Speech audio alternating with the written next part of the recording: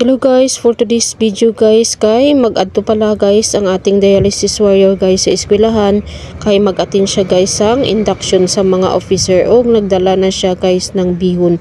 Bali pledge nila guys na magdala ng mga pagkain, so bihon ang kanyang giluto guys. So mauna na siya guys, ready na ang ating dialysis warrior guys papunta ng sabi ko nga sa kanya na hindi siya magsali guys sa mga officer, lalo na dialysis patient siya, hindi niya talaga magampanan guys bilang officer at saka president pa talaga. Bakit gutom ka? Muna na. Ang aming senior na pusa guys, laagan kaayo buntag na dyan mag-uli at ayan may naiwan ang ating dialysis warrior guys. Tapos ready na siya, mag-alis na siya guys.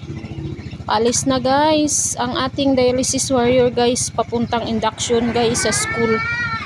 Yan, sali-sali kasi president, ayan. Tanawa, naay obligasyon. Ay nako. Alis na guys. Ako sa una wa jud ko sali-sali ana guys. Kay kapoy ra kaayo mag-attend og mga induction. Ayan, naapay pa sayro guys, isa. Pag-alis pala ni Papa John guys, ayan, nagpunta na agad ako sa kwarto kasi nga gilagyan ko ng kortina ang aming bubong guys. Kasi tingnan nyo naman guys, grabe talaga ang butas guys. Kaya kailangan lagyan natin para hindi tayo malili ng ungo guys, At nakita ko yung mga stop toys ni Princess guys, sa taas guys. Sobrang dumi na talaga guys, ilang years na talaga yan siya hindi na labahan. So marami pa talaga gikit-kit ng daga guys, na damage talaga siya. So bala ko gawing unan na lang guys. At saka may nakita rin ako ng mga damit na nakabalot, ibigay ko na lang ito sa mga bata sa kapitbahay namin guys. Tapos itong mga stop toys ni Princess, yung may damage ay gawin kong unan, tapos yung iba siguro ano ko na lang labahan. Teddy bear guys, sobrang laki niya guys, pero kay na-stuck siya dun sa taas, tagal hindi na labahan, wala na guys. Sira na siya, sayang. Sa kabakan pa ito ba yan. Ano kaya maganda dito guys? Kunin na lang siguro yung laman niya, tapos gawing unan, no?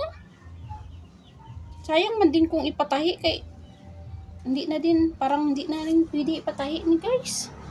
Malaki yung butas niya. Sayang. Tapos ito din, nabutas din siya ng ng mga RET. Saan ang butas nito?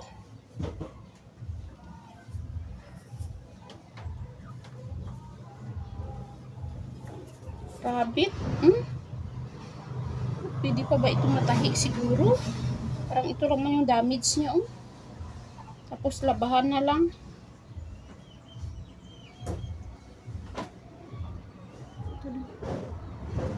Ay, parang wala din ito damage. Pero grabe ka dugyot.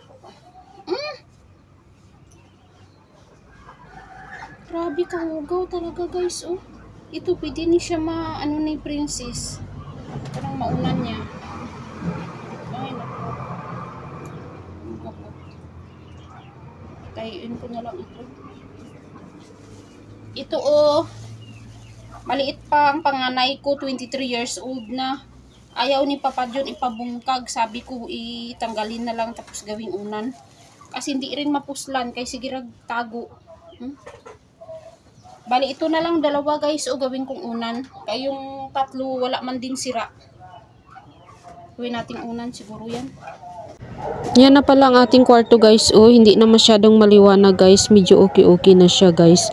Din sa baba guys, ayan, gawaswasan ko na yung stop toys ni Princess na malalaki kanina. Bali ihulom ko lang yan muna guys sa tubig, kay wala man tayong sabon, wala din tayong Zonrox. Bali ihulom na lang muna natin sa tubig guys. Tapos nag-iingat talaga ako dyan kasi sobrang bigat pala, kasi nabasa ng tubig, ang bigat na guys, kasi 8 months tab sa operation pa ako guys, kaya bawal talaga ako guys magkarga-karga ng mabigat.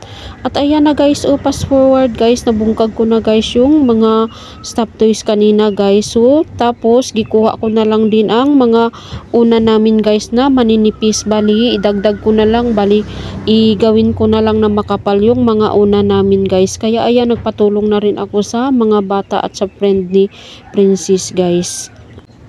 Ito na pala guys ang mga una na tahiin ko guys. Naka-prepare na yung mga unan guys. Bali tahiin ko na lang yan siya guys. So bye bye, dito na lang. God bless.